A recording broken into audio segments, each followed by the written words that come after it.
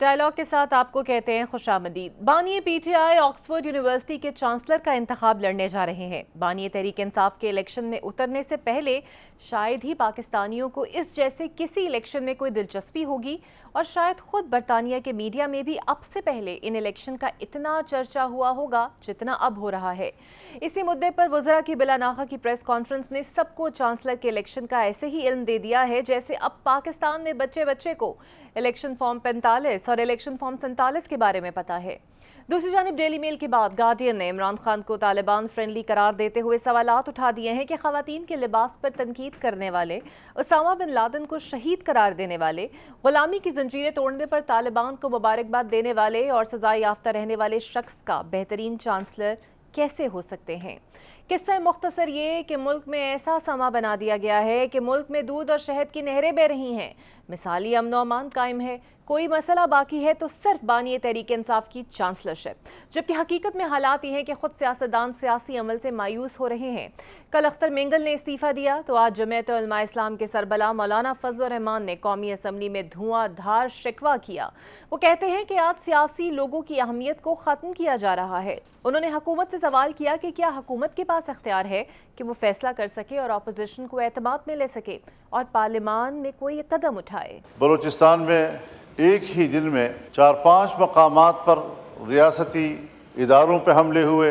इन सारे मामलात को सियासी लोग ही तय कर सकते हैं। आज सियासी लोगों की अहमियत ख़त्म की जा रही है, उनको साइडलाइन किया जा रहा है। सियासतदानों को मामलात हवाले करें, हर चीज़ के लिए खुद अमृत धारा पर जाना। क्या हमारी हुकूमत के पास ये सलाहियत है, ये इख्तियार है कि वो खुद फैसला कर सके? पार्लियामेंट को, सियासी जमातों को, सियासी कायदीन को मुल्क के लिए गैर ज़रूरी समझना, इससे बड़ी हमाकत और दुनिया में और नहीं हो सकती। आज हुकूमत और अपोजिशन ने अख्तर मेंगल को भी मनाने और असम्बली में किरदार अदा करने की दरख्वास्त की, लेकिन इनकी जानिब से फिलहाल इस्तीफा वापस लेने से इनकार कर दिया गया है। तो मैं नहीं समझता ये कोई अच्छा काम है कि आप रिजाइन कर ले। मेरी उससे दरख्वास्त होगी आप रिकंसिडर करें, आप असम्बली का फोरम ना छोड़े, असम्बली में रहेंगे, बात होगी तो जो भी मसला होगा वो इंशाअल्लाह ताला इवेंचुअली हल हो जाए। आज के डायलॉग में ऑक्सफोर्ड इलेक्शन, तहरीक इंसाफ के जलसे, हुकूमत और अपोजिशन के मुज़ाकरात और आईनी तरमीम की पस पर्दा कहानी पर बात करने के लिए सबसे पहले मेरे साथ मौजूद होंगे मुस्लिम लीग नून के रहनुमा आसिफ किरमानी साहब। बहुत शुक्रिया आसिफ साहब आपके वक्त का। सरकार अख्तर मेंगल ने बलूचिस्तान के मसाइल हल ना होने पर हुकूमत से शिकवा करते हुए इस्तीफा दे दिया और आज मौलाना फजल रहमान भी खासा बरसे हैं। आपको लगता है पार्लियामेंट संजीदा नहीं, हुकूमत संजीदा नहीं, ऐसा है क्यों कि बलूचिस्तान के मसाइल अब तक हल नहीं हो पा रहे? बिस्मिल्लाहिर्रहमानिर्रहीम। शुक्रिया इकरा बीबी। देखिए, बलूचिस्तान में जो मामलात हैं वहाँ कोई भी शख्सियत ऐसी नहीं है, मैं समझता हूँ, जिस पर के बलोच अवाम का एक इत्तफाक हो। मतलब कोई एक लीडर आपको नजर नहीं आता जो कि पूरे बलूचिस्तान की नुमाइंदगी करता हो। ठीक है। बलूचिस्तान एक ट्राइब्स में घिरा हुआ या तकसीम शुदा एक आपका माशरा है जहां हर जो सरदार है ट्राइब का उसके अपने अपने मफादात हैं। तो दिस इज अनफॉर्चुनेट। जहां तक आपका सवाल है कि किसका फर्ज है, तो देखिए ये तो हुकूमत वक्त की जिम्मेदारी है कि लॉ एंड ऑर्डर की रिट बहाल करना और तमाम लोगों की ज़िंदगियों को महफूज बनाना, और ये तो हुकूमत वक्त है जी, हुकूमत बलूचिस्तान और मेरी मुराद है वफाकी हुकूमत, ये उनका काम है और मैं समझता हूँ कि वो इस मामले को हैंडल करने में कामयाब नहीं हो पा रहे। बिल्कुल ठीक। अच्छा सर, बदकिस्मती से पाकिस्तान अभी फ़िलहाल हर शोबे में जवाल पजीर है। ह्यूमन डेवलपमेंट इंडेक्स से लेकर कानून की हुक्मरानी, टेस्ट क्रिकेट में शिकस्त, हर शोबे में हम नीचे जा रहे हैं, लेकिन सियासी रशाकशी अपने अरूज पर है। करना क्या चाहिए अब, और आप इसका जिम्मेदार किसको मानते हैं?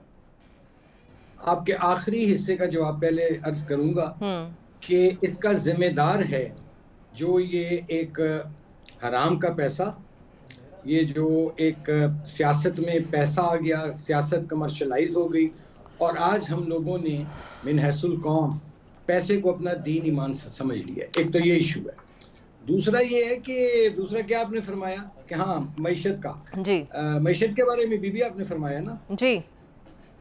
देखिए, इस पे हुकूमती दावे तो एक तरफ हैं, यानी अफसोस होता है कि जब आप देखते हैं कि स्टेट बैंक का गवर्नर जो कि ज़ाहिर है हुकूमत का एक नुमाइंदा है, वो कह रहा है कि 9.6% पर महंगाई की शरह आ चुकी है। आप मुझे ये बताइए कि कौन सी चीज़ ऐसी है जो कि सस्ती हुई है? क्या बिजली सस्ती हुई, पेट्रोल सस्ता हुआ है, क्या दीगर जो रोज़मर्रा इस्तेमाल की चीज़ें, ये किसको बेवकूफ़ बना रहे हैं? और उस पर सबसे बड़ी बात जो कि बड़ी तशवीशनाक है कि जो कैसर बेंगोली साहब का आप देखिए स्टेटमेंट जिन्होंने कहा, अब उसकी भी तहकीकात होनी चाहिए। उन्होंने तो दावा किया कि पाकिस्तान दिवालिया हो चुका है और हम जो IMF जौन सा है वो हमारी बात नहीं सुन रहा और हमें कर्ज वापस करने के लिए कर्जे लेने पड़ रहे हैं लोगों से। तो ये सूरत हाल है। दरअसल ये एक नाअहल और करप्ट अशराफिया है जिसने पाकिस्तान को आज यहाँ लाकर खड़ा कर दिया है, जहाँ पाकिस्तान अनगवर्न हो चुका है। अब दुआ ये करें कि लिवेबल रहे, ये रहने के काबिल रहे, क्योंकि इस अशराफिया ने जो 2% अशराफिया है जो खूनखार है, इन्होंने पाकिस्तान के खजाने पर, पाकिस्तान की कौमी दौलत पर, आपके मेरे गरीब के मिडिल क्लास के हक पर जो इन्होंने कब्जा किया हुआ है, डाका डाला हुआ है, वो जब तक इनसे वागुजार नहीं करवाया जाएगा इस पाकिस्तान का कब्जा, पाकिस्तान आगे नहीं चल सकता, चाहे वो सियासी तौर पर हो, चाहे वो मुआशी तौर पर हो। यहाँ आपको लोगों को इक्वल अपॉर्चुनिटीज देना पड़ेंगी। जो गरीब है, जो मिडिल क्लास का है, सफ़ेद पोश है, उसको भी आपको ऑन बोर्ड लेना होगा और उसको यकीन दहानी करानी होगी कि ये मुल्क तुम्हारा भी उतना है जितना 2% अशराफिया का है। तो ये तो एक टॉडलर्स की हुकूमत है, मैं समझता हूँ, जिनका कोई विजन नहीं, जिनके पल्ले कुछ नहीं है सिवाय ये ट्वीट कर दो, इश्तिहारात दे दो, टिकटॉक कर लो, व्हाट एल्स? और क्या है? Where is the government? नजर आती है कि गवर्नमेंट आपको? आसिर साहब, आपका बड़ा गहरा ताल्लुक मियां नवाज शरीफ से सर रहा है और जी, और काफ़ी रोब और दबदबा उनका रहा। फ़िलहाल वो जलावतनी ख़त्म करके मुल्क में मौजूद हैं, लेकिन किसी बयानिए की तरफ बनाने की उनकी कोई पोजीशन नज़र नहीं आती। आज़ाद है लेकिन कोई सियासी बयानिया नज़र नहीं आता। दूसरी जानिब बडियाला में बानी PTI मौजूद हैं, कैद हैं, लेकिन उनका वहाँ से बनाया हुआ कोई भी बयानिया ले लें, वो एक तरफ अपना मौक़िफ़ स्ट्रॉन्ग भी रख लेते हैं, हुकूमत को भी शिकस्त से दो चार कर देते हैं। इसकी आखिर वजह क्या है? क्यों हालात में इस वक्त घिरे हुए हैं मियाँ साहब? जब आप नज़रियाती सियासत ना करें या आपको करने ना दी जाए, क्योंकि मैं ज़ाती तौर पर समझता हूँ कि नवाज शरीफ साहब नज़रियाती सियासत करना चाहते थे और हैं, अच्छा, लेकिन उनके इर्द गिर्द जो टोला है वो इक़्तिदार की सियासत करना चाहता है। उसको हर सूरत इक़्तिदार चाहिए। उनकी रोटी हज़म नहीं होती है जब तक उनके आगे पीछे हुटर ना बजे। तो कहने का मतलब ये है। दूसरी बात बीबी ये है मोहतरमा कि देखिए, बयानिए हमेशा अपोजिशन के पास होते हैं। जब नवाज शरीफ साहब के पास वोट को इज्जत दो का बयानिया था तो उनकी पॉपुलैरिटी का ग्राफ कहाँ था? और जब उन्होंने कॉम्प्रोमाइज़ किया तो फिर ये इलेक्शनों में देखिए क्या हाल हुआ कि सिंपल मेजॉरिटी तक नहीं मिल सकी। हुकूमतों का बयानिया जो होता है वो इकोनॉमिक मुआशी बयानिया होता है, लोगों को रिलीफ देने का हुकूमती बयानिया होता है। वो इनके हाथ में कोई ऐसा मुझे नज़र नहीं आ रहा। ना कोई इतने ये हुनरमंद लोग हैं, ना कोई इतने ये विजनरी लोग हैं। अब अकेले मियाँ साहब बेचारे क्या करेंगे जी?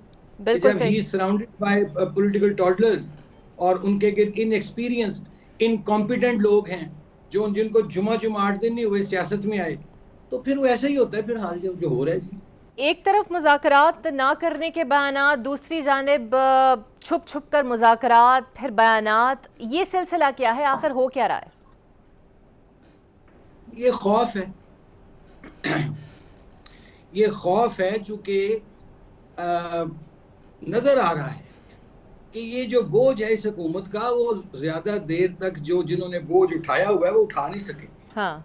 इसलिए ये आने वाला खौफ है जो मजबूर कर रहा है कि चलो जी अब फलां से भी बात कर लो, फलां से भी बात कर लो।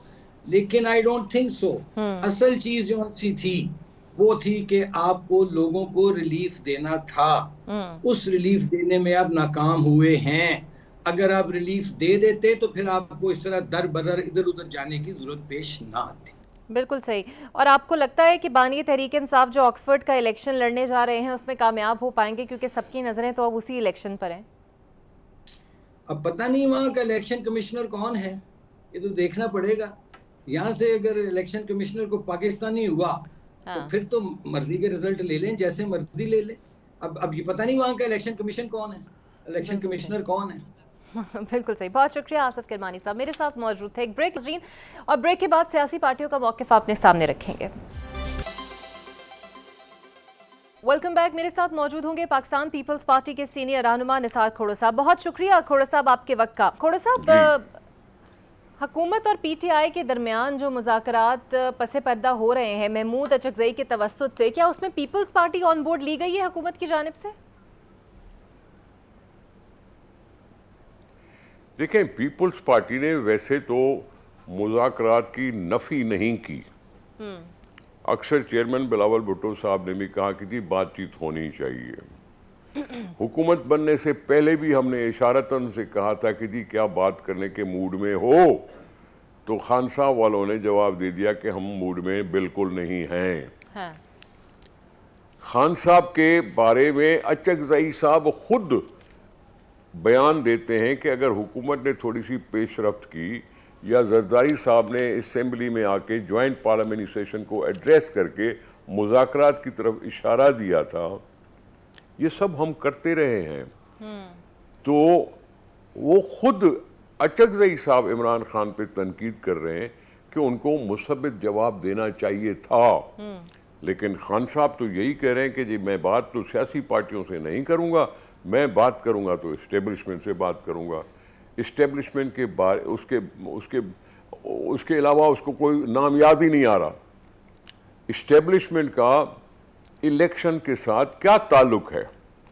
इलेक्शन तो इलेक्शन कमीशन कराता है, इलेक्शन कमीशन के ट्रिब्यूनल्स कराते हैं, फिर सुप्रीम कोर्ट भी उसमें इन्वॉल्व कभी कभी हो जाती है। इस्टेब्लिशमेंट का इसमें वास्ता क्या है कि खान साहब को नींद नहीं आती जब तक इस्टेब्लिशमेंट से जवाब नहीं आए। तो मैं नहीं समझता कि ये सियासी लीडर को ऐसी बात करनी चाहिए कि मुझे तो बात करनी है इस्टेब्लिशमेंट के साथ। मैं समझता हूँ ये अनडेमोक्रेटिक सा एटीट्यूड है। हमें इस पार्लियामेंट को चला रहे हैं ना, हम तो पार्लियामेंट चल रही है, अपोजिशन है वहाँ, मेजॉरिटी हुकूमत वालों के पास है, अपोजिशन के पास माइनॉरिटी है, वो इसमें मेजॉरिटी में नहीं है। ये इसी तरह से पार्लियामेंट हर मुल्क में चलती है और यहाँ भी चल रही है। बिल्कुल इस वक्त खान साहब खुद लड़े नहीं, खान साहब को टिकट नहीं मिली, वो आज़ाद तौर भी खड़े हो सकते थे, लेकिन उनको पहले जेल की सज़ा हो गई। जब जेल की सज़ा होती है तो इसको इलेक्शन में खड़े होने का हक नहीं होता। इलेक्शन तो सज़ा जो हुई वो कोर्टों की तरफ से हुई। कोर्ट जो है आज़ाद कहलाती हैं, कभी कोई फैसला आता है, कभी कोई फैसला आता है। अब कोर्ट की सज़ा दिए हुए पर इलेक्शन तो मना है, तो इलेक्शन में वो खुद खड़े नहीं हो सके, दूसरे पार्टी के खड़े हुए। कुछ ने कहा हम पीटीआई के साथ ताल्लुक रखते हैं, कुछ ने कहा हम आज़ाद खड़े हैं। यानी पार्टी तो टूट ही गई कि कुछ लोगों ने कहा कि जी हम पीटीआई से ताल्लुक रखते हैं, नॉमिनेशन पेपर नहीं, एक एफिडेविट में उन्होंने अपना नाम दे दिया। अच्छा खोड़ो साहब, कतई कलामी मैं की कह सकता हूँ जी, कतई कलामी की माजरत चाहती हूँ सर। आज एक बात मौलाना फजल रहमान ने बड़ी अहम कही, वो कहते हैं कि हुकूमती इत्तेहाद में जाकर सियासी खुदकुशी नहीं करूंगा। अब आपकी जमात भी हुकूमती इत्तेहाद में मौजूद है, वैसे तो ये उनकी अपनी जाती राय है, लेकिन आपको लगता है कि उनका आना या ना आना उनके लिए कोई सियासी खुदकुशी का बायस बनेगी? देखें, ये हर जमात का अपना अपना नुक्ते नज़र है, अपनी अपनी जमात की हर एक अपनी स्ट्रेटजी बनाता है। हमने कोalition के साथ बैठना इसलिए कबूल किया कि हमें जमहूरियत चाहिए थी, हमें पार्लियामेंट को चलाना था और मेजॉरिटी ही पार्लियामेंट को चला सकती है। हमने मिलकर PMLN की और दूसरे दोस्तों की मेजॉरिटी बना दी, जिसकी वजह से असेंबली मारज़े वजूद में आई। हमने कहा हम सिर्फ असेंबली को चलाना चाहते हैं, जमहूरियत को चलाना चाहते हैं, आइन को चलाना चाहते हैं, हमें वजारतें नहीं चाहिए। हम आपकी मदद करने को बैठे हैं अपनी जगह पे, ये हमारी स्ट्रेटजी थी। मौलाना साहब इस स्ट्रेटजी में हमारे साथ शामिल होना नहीं चाहते, ये उनकी पार्टी की पॉइंट ऑफ व्यू है कि वो नहीं बैठना चाहते। वो अपोजिशन का किरदार अदा कर रहे हैं, हम कह रहे हैं आपको दुआ है, आप किरदार अदा करते रहो। ये तो कोई बात न हुई ना कि जी मौलाना साहब नहीं है तो पार्लियामेंट नहीं चलेगी, असलम रैसानी साहब नहीं है तो ऐसा होगा, ये बात नहीं है। हम सारे अपोजिशन का किरदार भी अदा कर रहे हैं, हुकूमती किरदार भी अदा हो रहा है। तो मैं नहीं समझता कि इस तरह से कोई फर्क पड़ता है। ठीक है, अगर मौलाना साहब समझते हैं कि कोalition में आने के बाद वो अपनी खुदकुशी करेंगे, तो फिर मौलाना साहब को याद होना चाहिए कि पीडीएम की सरबराही में हुकूमत जब बनाई थी उसमें भी थे। हाँ। तब भी तो हालात ऐसे ही थे ना, तब भी तो हालात ऐसे ही थे ना। उस वक्त तो पीडीएम के वो सरबराह थे। अच्छा, और इमरान खान को उतारने के बाद बिल्कुल सही। निसार खोड़ा साहब, इस तमाम तर सूरत हाल के अंदर जो बातें हो रही हैं और जो खदशा बानी पीटीआई को वो है कि शायद उनका फौजी ट्रायल ना करवा दिया जाए, और ऐसी भी इतलात है कि शायद फैज़ हमीद भी वादा माफ़ गवाह बन सकते हैं, या और भी कोई बहुत ही अहम लोग उनके खिलाफ वादा माफ़ गवाह बन सकते हैं। तो आपको लगता है कि फ़ौजी ट्रायल होना चाहिए, ऐसा खदशा जो उन्हें है, आप इसके हक में हैं या मुखालफत में हैं? देखिए, बात सुने, वादा माफ गवाह तो मसूद महमूद भी बन गया था भुट्टो साहब के खिलाफ। हाँ। भुट्टो साहब तो ड्यूली इलेक्टेड प्राइम मिनिस्टर थे। उसके लिए तो इमरान खान साहब भी कहते हैं कि 70 वाली इलेक्शन ही वाहिद इलेक्शन है जो फेयर, फ्री एंड ट्रांसपेरेंट थी। क्रेडिट तो उसको इमरान खान साहब भी देते हैं, भुट्टो साहब वाली इलेक्शन को। फिर उसके खिलाफ भी कोई न कोई वादा माफ गवाह बन गया था। और फैज हमीद सुना है कि इनके बहुत करीब थे, सुना है कि इनकी काफी बातें जानते थे। वो बनता है वादा माफ या नहीं बनता वादा माफ, मैं अभी कह नहीं सकता। उसको खदशा क्यों है, खान साहब को ये खदशा क्यों है कि वादा माफ गवाह बनेगा, और उसको क्या क्या पता है कि जिसकी वजह से वो डर रहा है, किस चीज से वो डर रहा है कि जी वादा माफ बनेगा और ये करेगा। कौन सी चीज की वो प्रिवी रखता है कि जिसकी वजह से वो डर रहा है कि कहीं ये वादा माफ गवाह न बन जाए, यानी मेरे पोल न खोले। मैं यही कहूंगा ना, मैं तो यही कहूंगा। बिल्कुल ठीक। तो फिर खान साहब को अपने गिरेबान में झांकना चाहिए ना, उन्होंने क्या किया क्या नहीं किया, कौन से वाकयात किए, कौन सी सोचें की, कौन सी साजिशें की, नहीं की, किस तरह से इलेक्शन जीता, किस तरह से हुकूमत बनाई, ये सब उनको सोचना चाहिए ना। कि भाई फैज हमीद साहब के लिए वो खुद बदनाम जो हो रहे हैं कि उनके फैज हमीद के साथ बहुत गहरे रस्म थे, मरासिम थे, तो जाहिर है फिर उनको पता भी होगा कि फैज हमीद साहब ने क्या किया था क्या नहीं किया था, और कहीं खोल न दे इमरान खान साहब के करीबी होने की वजह से। बिल्कुल, डर किस चीज से रहा है? बिल्कुल, यानी कि जो खदशात हैं उसके पीछे कोई ना कोई स्ट्रॉन्ग फाउंडेशन कहीं ना कहीं मौजूद है। बहुत शुक्रिया निसार खोड़ा साहब। इसीलिए जी सर, कंप्लीट कर लीजिए अपनी बात। जी बस ठीक है, मैंने कंप्लीट कर ली। बहुत शुक्रिया निसार खोड़ा साहब। पाकिस्तान पार्टी के सीनियर रहनुमा मेरे साथ मौजूद थे। तो देखते हैं कि आइंदा आने वाले दिनों में बानी पीटीआई के लिए कितनी मुश्किलात खड़ी होती हैं। एक ब्रेक लेते हैं, ब्रेक के बाद आपसे मिलते हैं। वेलकम बैक जी। अब मेरे साथ मौजूद होंगे सीनियर सहाफ़ी हैं, तज्ज़ियाकार हैं और इंटरनेशनल पॉलिटिक्स को भी खासा समझते हैं और पाकिस्तान की भी, सकलैन इमाम साहब। बहुत शुक्रिया सर आपके वक्त का। सर, ऑक्सफोर्ड चांसलरशिप का जो इलेक्शन है वो पाकिस्तान में तो एक हॉट टॉपिक और हॉट डिबेट बना हुआ है, जैसे इससे बड़ा मसला हमारे लिए कुछ है नहीं। तो बता दीजिए सर, एक ख़ास तरमीम हुई है जिससे बानी तहरीक इंसाफ इसमें हिस्सा ले सकते हैं, क्योंकि इससे पहले तो ये मुश्किल था। ज़रा अगर थोड़ा सा प्रोसेस आप ब्रीफ कर दीजिए तो हमारे पाकिस्तानियों के लिए भी आसान होगा समझना। असल में तरमीम जो हुई थी वो रुकावट बन सकती थी इमरान खान के इलेक्शन में हिस्सा लेने के लिए। वो ये थी कि वेटिंग कमेटी बना दी गई थी जिसमें कैंडिडेट्स के जो भी नाम आएंगे उनको वेटिंग की जाएगी कि कौन कौन शरीक हो सकता है इलेक्शन में और कौन कौन नहीं, और उसके बाद फिर एक बैलेट पेपर पर उनके नाम जाएंगे। लेकिन इस पर काफी तनकीद हुई है यहाँ पे ऑक्सफोर्ड के सर्कल्स में और दूसरे भी लोगों में जो इस मामले को समझते हैं कि वेटिंग मतलब ये होगा कि आप वो ईरान की एक कमेटी बना देंगे जो कैंडिडेट्स को वेट करेगी, फिर किसी को फाइनल करेगी। तो इसलिए फिर इस वेटिंग कमेटी को खत्म कर दिया गया है, वरना कानून यही बना था कि वेटिंग कमेटी बनेगी। तो अब वेटिंग कमेटी का हरगिज़ मतलब नहीं था कि इमरान खान हिस्सा नहीं ले सकते थे, वो तब भी हिस्सा ले सकते थे क्योंकि वो ऑक्सफोर्ड के ग्रेजुएट भी हैं और जो भी आम रूल्स है उनके तहत उनका नाम उम्मीदवारों की फहरिस्त में आ सकता था। तो अब तो उनको नाम रोका ही नहीं जा सकता है। अच्छा, तो सर चांसेस कितने हैं उनके चांसलर बनने के? वैसे पॉपुलैरिटी तो उनकी खासी है, लेकिन स्टिल आप वहां पर मौजूद हैं, चांसेस कितने हैं? चांसेस देखिए, अगर आप इलेक्शन के मामले में, मेरा एक तरीका ये है कि मैं कभी एक बड़ी बढ़ नहीं मारता कि ये जीत या हार जाएंगे। इम्कानात हैं इनकी कामयाबी के, और इम्कानात कम भी हो सकते हैं। सियासत में हमेशा देखा जाता है कि कौन किस तरह खेलता है। आपने सुना ही होगा कि politics is the art of the probabilities, जिसका मतलब है बहुत ही क्रिएटिव आर्ट है। इसमें कौन कितनी कोशिश करता है और किस तरह जिद्दत के साथ करता है, उसकी कामयाबी के इम्कानात बढ़ जाते हैं।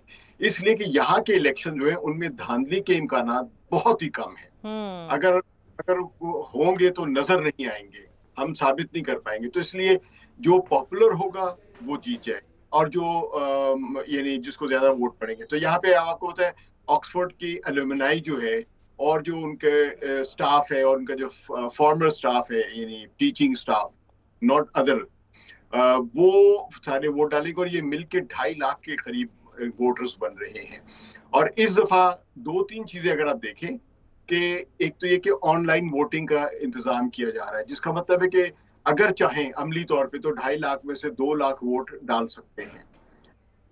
लेकिन जरूरी नहीं कि 2 लाख डालें, क्योंकि पुराने इंतखाबात जो हुए हैं इसके चांसलर के या दूसरी यूनिवर्सिटीज में, उसमें वोटर्स को कॉन्वोकेशन में आना पड़ता था फिजिकली, और फिर वोट डाल। इस मरतबा ऑनलाइन डालेंगे तो इम्कान ये है कि इंटरनेशनल वोटर्स या लोकल वोटर्स जो नहीं आना चाहते लेकिन वो वोट डालेंगे, क्योंकि हर वोटर के पास एक लिंक जाएगा कि आप ये अपना पासवर्ड यूज करके एक वोट डाल सकते हैं।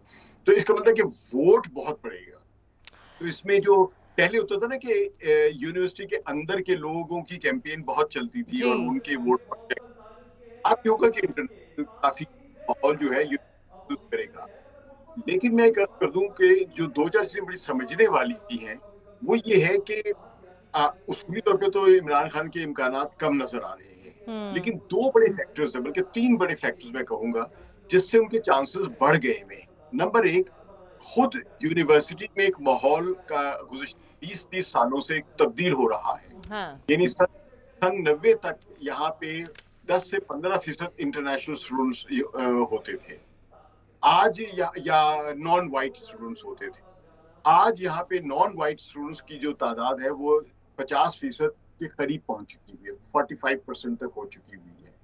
तो इसका मतलब ये कि अब ये इदारा, ये ऑक्सफोर्ड यूनिवर्सिटी एक प्योर वाइट कॉलोनियलिस्ट किस्म की नहीं है।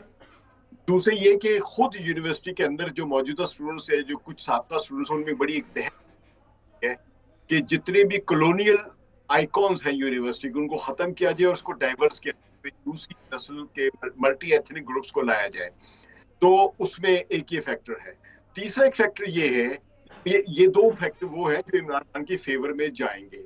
तीसरा बड़ा फैक्टर ये है जो मैं अर्ज कर रहा था और वो करूंगा, वो ये कि यहाँ का वोटिंग सिस्टम जो वो अल्टरनेटिव वोटिंग सिस्टम है, यानी जितने कैंडिडेट्स होंगे उन सब के आगे वोटर को एक नंबर लगाना पड़ेगा कि मेरा वोट की फर्स्ट प्रेफरेंस ए है, बी प्रेफरेंस में ये है, सी प्रेफरेंस में ये है, 3 और 4, इस तरह एक ऑर्डर चलेगा। तो कामयाब कैंडिडेट वो होगा जिसके पास 50% से ज्यादा वोट हो जाएंगे।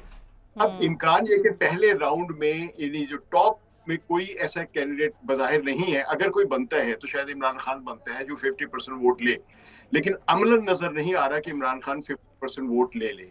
अच्छा सकलैत साहब, कतई कलामी की माजरत चाहती हूँ सर, चूंकि वक्त कम है, एक बात बताइएगा, अगर चलें मान लेते हैं, एज्यूम कर लेते हैं, अगर बानिए पीटीआई ये इलेक्शन जीत जाते हैं तो उन्हें कितना फ़ायदा होगा? क्योंकि ऐसा तो होगा नहीं ना कि, क्योंकि इनके लिए मैंने पढ़ा है कि हर इवेंट पे इनका मौजूद होना ज़रूरी है जहाँ जहाँ यूनिवर्सिटी बुलाएंगी। तो ऐसा तो नहीं होगा कि वो एक प्रोडक्शन ऑर्डर भेजेंगे और उन्हें रिलीज़ करके इवेंट अटेंड करने भेज दिया जाएगा। और दूसरा, ये जो परसेप्शन बिल्ड किया गया है गार्डियन और डेली मेल के आर्टिकल्स के बाद, ये कितना नुकसानदेह हो सकता है बानिए पीटीआई के लिए? देखिए, आर्टिकल्स यहाँ पे छपते हैं, यहाँ आजाद है मीडिया और हर किस्म के आर्टिकल्स छपते हैं, बहुत टॉक्सिक भी छपते हैं, बहुत तारीफी वाले भी छपते हैं। मिडल ईस्ट आई जो है उसका एक छपा हुआ है, जो कि बहुत मारूफ सहाफी और बड़े रिस्पेक्टेड सहाफी हैं, पीटर उनका छपा हुआ है। और वो ज्यादा पढ़ा भी जा रहा है, शेयर भी किया जा रहा है, आप साइट पे जाके चेक करें तो आर्टिकल से बुनियादी तौर पे किसी की कैंडिडेचर जो है वो मुतासर होती नजर नहीं आ रही है। ठीक है, क्योंकि में अवामी सतह पर एक तो वोट नहीं दिए जाएंगे, इसमें वोट दिए जाएंगे ऑक्सफोर्ड यूनिवर्सिटी के एलुमनाई की सतह पे, जो कि डाइवर्स का मतलब ये नहीं कि सिर्फ लंदन में रह रहे हैं या ऑक्सफोर्ड में रह रहे हैं, वो यूके में रह रहे हैं, इंग्लैंड में रह रहे हैं, अमेरिका में रह रहे हैं, अफ्रीका में रह रहे हैं, मुस्लिम ममालिक में रह रहे हैं। मतलब हो सकता है बिलावल भुट्टो भी वोट डालें, मलाला यूसुफजई भी वोट डालें, और भी बहुत सारे ऑक्सफोर्ड ग्रेजुएट्स हैं, और हो सकता है बिलावल भुट्टो किसी को भी वोट डाल सकते हैं। लेकिन एक सोचा जाएगा कि पाकिस्तानी ने पाकिस्तानी को वोट क्यों नहीं दिया, अगर नहीं दिया तो अपनी मुकामी सियासत की वजह से। तो पाकिस्तान अंदरूनी सियासत से 2-4 वोट मुतासर होंगे, लेकिन मेजॉरिटी जो पाकिस्तानियों की वोट होगी या मुसलमानों की मेजॉरिटी जो वोट होगी वो इमरान खान को ही वोट देना चाहेगी, क्योंकि इस बैलेट पेपर पे वाहिद कैंडिडेट वो है जो मुसलमान भी है और पाकिस्तानी भी है। बिल्कुल तो सही। और इसके भी कोई चांसेस नहीं है कि आरटीएस सिस्टम यहाँ का बैठ जाए? नहीं, कतई नहीं। ये अगर ये बात आपने बिल्कुल सही की, ना आरटीएस बैठेगा ना फॉर्म 47 आएगा। बिल्कुल सही। बहुत शुक्रिया सकलैन इमाम साहब आपका। और अब मुझे ज्वाइन कर रही हैं तहरीक इंसाफ की सीनियर रहनुमा कंवल शोजब साहिबा। बहुत शुक्रिया कंवल आपका। इस्लामाबाद में बिला इजाज़त जलसा करने पर 3 साल कैद का बिल सेनेट से मंजूर हो गया है और जल्द कानून भी बन जाएगा। तो लग तो ऐसे ही रहा है कि खसूसन आप लोगों के लिए तैयार हो रहा है ये बिल। जी बिस्मिल्लाहिर्रहमानिर्रहीम, थैंक यू वेरी मच इकरा। मेरे पास ये आइन की किताब है और इसमें अगर आप फ्री देखें आइन की शिक नंबर 14 से लेके 18 तक जो है वो मैं इसमें बता देती हूँ। 15 जो है वो फ्रीडम ऑफ मूवमेंट है और 16 is freedom of assembly, 17 is freedom of association and so and so fourth. ये आइन की शिक के मुतसादम बिल कैसे पास हो रहे हैं और ये नज़रिया ज़रूरत के तहत बनाए जा रहे हैं। इधर से आप अंदाज़ा लगा लेंगे, एक तरफ कहते हैं कि जी पीटीआई जो है वो जलसे नहीं कर पा रही है और पता नहीं क्या क्या स्टोरियाँ, और दूसरी तरफ आप देखेंगे इनको इतना खौफ है कि अभी इमरान खान अंदर बंद हैं और यही लीडरशिप जिसके ऊपर ये सारा दिन बातें सुनाते हैं और इधर उधर की स्टोरियाँ डालते हैं, वो अगर कॉल दे देती है अवाम को, इमरान खान जेल से बैठ के कॉल दे देते हैं, तो इनका खौफ का ये आलम है कि बिल पास करने शुरू कर दिए। और ये बिल जो आइन के मुतसादम बिल हैं ये स्टैंड ही नहीं करते। ये तो वो नज़रिया ज़रूरत के तहत इन्होंने बिल पेश किया और ये अपनी बुखलाहट, अपनी घबराहट और अपनी हार तस्लीम कर रहे हैं कि ये पाकिस्तान तहरीक इंसाफ के जलसों से इनको किस कदर खौफ है। तो ये तो आप देख लीजिए कि एनओसी के नाम पे हमेशा डीसी साहब हैं वो आके आखिरी टाइम पे एनओसी कैंसिल करते हैं, हालांकि इजाज़त कोर्ट ने दी हुई है। ये हमारा पॉलिटिकल राइट है। हम आइन और कानून की हदूद व क़यूद में रहते हुए पुरअमन जलसा करना चाहते हैं और बड़े उसके लिए पूरा पाकिस्तान जो है वो बेचैन है। लेकिन हमारी जो फॉर्म 47 की जाली हुकूमत है उसको बहुत तकलीफ है और वो बहुत शदीद टेंशन में है और बहानेबाजियाँ करके किसी ना किसी तरीके से जलसे को रोकने के कोशिशें करी है, जो इंशाल्लाह इस दफ़ा इनका ये वाले मामलात कामयाब नहीं होंगे। बिल्कुल ठीक है। अच्छा, कल वज़ीर दिफा ख्वाजा आसिफ ने एक प्रोग्राम में बड़ा अजीब सा इल्ज़ाम लगाया। वो कहते हैं कि जेल में बानी तहरीक इंसाफ के पास दुनिया का महफूज तरीन फ़ोन नोकिया का 3300 मॉडल है और इससे वो फैज़ हमीद साहब से राब्ते में थे और उन्होंने ये भी कहा कि सब चंद दिनों में तय हो जाएगा और सारी कहानी खुद फैज़ हमीद साहब बता देंगे। देखिए जी, ख्वाजा आसिफ साहब भूले हुए हैं नवाज शरीफ के, मरियम नवाज के और ये जो इनके बाकी लोग गए हैं जिनको बड़ी VIP प्रोटोकॉल्स मिलते रहे, और फिर जाहिर है इनकी जो हालात हैं वो ख़ुद भी जाली फॉर्म 47 की पैदावार हैं। रेहाना डार साहिबा के मैंडेट पे चोरी करके और वो बने हुए हैं जाकर वज़ीर, और उनकी बुखलाहट उनकी ये फजूल की बातों में नज़र आती है। इस तरह की इल्ज़ाम तराशियाँ और प्रोपेगेंडा करके 9 मई का इन्होंने इल्ज़ाम लगाया। 9 मई के केसेस सारे के सारे अभी जो नए बनाए गए हैं वो इनकी जो जाली टिकटॉकर वज़ीर आला साहिबा हैं उनके काबीना से ये सारा कुछ अप्रूव हो रहा है। तो ये तो एक डिज़ाइन के तौर पे किया जा रहा है, टारगेटिंग की है। 9 मई में भी सबसे ज़्यादा अगर किसी का हाथ था तो उस वक्त की जो मौजूदा हुकूमत थी, जो PDM की हुकूमत थी, उनकी सपोर्ट के साथ ये सब कुछ हुआ था और ये सारी साजिश इन्होंने खुद तैयार की थी कि अवाम को और फ़ौज को आमने सामने लाया जा सके। और इसीलिए ये ना कभी आज तक उसकी कोई जुडिशियल इंक्वायरी हुई है, ना आज तक आपको सीसीटीवी फुटेजेस नजर आई हैं। हुकूमत तो इनकी थी, इंटीरियर मिनिस्टर तो राना सनाउल्लाह साहब थे, तो क्या हुआ था? और कोई केयर टेकर सेटअप में, पंजाब में सिर्फ केयर टेकर सेटअप बनाया गया था, वो भी एक यही मोहसिन नकवी साहब हैं जो उस वक्त के सीएम थे। किधर है वो सारी सीसीटीवी फुटेजेस, कहाँ गया वो सारा कुछ? इसलिए सामने नहीं आता क्योंकि ये सारे इसके अंदर उस साजिश में इन्वॉल्व हैं जिस तरह की ये बातें आप कर रही हैं। सो ये नोकिया छोड़ के जितने डिजिटल मोबाइल्स और दूसरा कुछ है नहीं, मरियम नवाज साहिबा के पास से मिला था, इमरान खान साहब से उनके बेटों की बात नहीं कराई जा रही। वो हर दफ़ा कोर्ट में जाके एप्लीकेशन दिलवाते हैं अपने वकला के थ्रू कि मेरी फैमिली से मुझसे मुलाकात नहीं करवाई जाती। उनकी वाइफ उसी जेल में बंद है, उनको हफ्ते में 30 मिनट्स भी उनसे मुलाकात नहीं कराई जाती। सिर्फ ट्रायल के टाइम पे अगर वो इकट्ठे होकर बैठे तो बैठ सकते हैं। सो इस तरह के हालात में रखा है और इनकी उम्मीदों के बरखिलाफ 1.25 साल से इमरान खान साहब जेल में बंद हैं और बड़ी सख्त किस्म की जेल काट रहे हैं। हालांकि वो पॉलिटिकल प्रिजनर हैं, फॉर्मर प्राइम मिनिस्टर हैं। जेल मैनुअल के मुताबिक भी उनकी फैसिलिटीज नहीं दी जा रही, माल ट्रीटमेंट की जा रही है। हर तरह से इन्होंने घटिया हरकतें की, इद्दत केस जैसा घटिया गलीज केस बनाया कि इस तरह तोड़ देंगे। उनकी बेगम पे बोहतान लगाए, तोहमतें लगाई, लेकिन एंड में क्या हुआ है? जलील और रुस्वा हुए हैं। सो जाली हुकूमतें जो जाली मैंडेट लेकर आई हो, 17 सीटों के बाद इतनी लंबी लंबी जब आवाजें निकाल रही हो तो समझ जाया करें कि हवा कहीं और से भरी गई है। सारी बेबुनियाद फजूल की बातें हैं। अच्छा ये बताइएगा, बानी तहरीक इंसाफ को फौजी तहवील से बचने के लिए अदालत क्यों जाना पड़ा? आखिर उन्हें क्यों ये खदशा है कि वाकई उनके खिलाफ फौजी अदालत में जाया जा सकता है, या फिर लाजमन है कि उन्हें मिलिट्री तहवील में दिया जाए? देखिए जी, 200 केसेस बने, उन्होंने सारे केसेस अपने इन्हीं अदालतों में कंटेस्ट किए। झूठे केसेस बने, सब आपके सामने है। बाइज्जत बरी होते हैं वो, एक सारे केसेस में तो नए बना दिए जाते हैं। मिलिट्री कोर्ट इनके पास आखिरी सलूशन है ताकि आवाज दबा दी जाए। और फ्री एंड फेयर ट्रायल्स तो पहले भी नहीं हो रहे थे और जेल के अंदर बंद करके ट्रायल्स किए जा रहे हैं। तो ये अब साजिश नहीं करेंगे तो और क्या करेंगे? अगर साजिश का पता लगाना है तो फिर जनरल बाजवा साहब के भी जरा मामलात को खोल लीजिए। साबिक जनरल साहब हैं जिन्होंने ये सारा रजीम चेंज ऑपरेशन में इन सबको सपोर्ट की और इनको लेकर आए, तो वहां भी इंक्वायरी खोले ना। जरा देखिए कि सियासत में मुदाखलत की जो बयानात थे, तो वो तो उनकी कन्फेशनरी स्टेटमेंट थी कि फरवरी में कि आज तक तो हम सियासत में मुदाखलत कर रहे थे, इसके बाद अब हम इससे ज्यादा लेवल की करेंगे, लेकिन सामने मुंह पे कुछ और कहेंगे। सो ये सारी बेतुकी बातें हैं। और इमरान खान साहब का क्यों ट्रायल हो जो मिलिट्री कोर्ट में?